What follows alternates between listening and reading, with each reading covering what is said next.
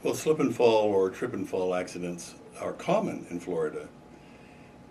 I wish it were easy, but unfortunately in Florida, they are some of the more difficult cases to pursue. We live in a state that is not favorable, if you will, to an injured party in that kind of an incident or accident.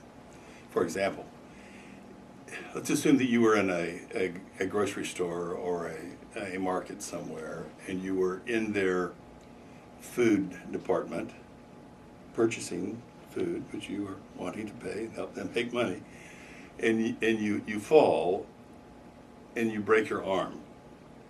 And while you're on the ground, you see that you have slipped on a grape. The grape is actually on your shoe.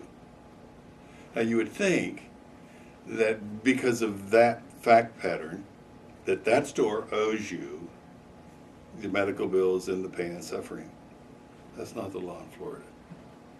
They might, but the burden, the duty on you and the attorney is to prove that the store had reasonable notice that that was the condition.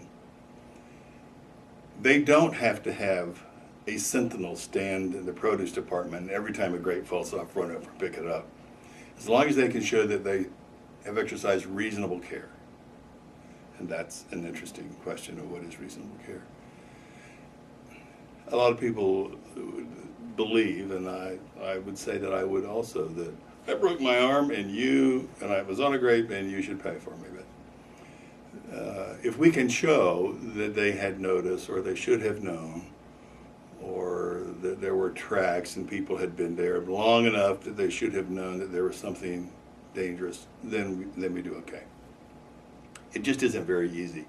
We handle lots of these kind of cases. Many of them are resolved without litigation, but it's not as easy and clear-cut as people would think in Florida.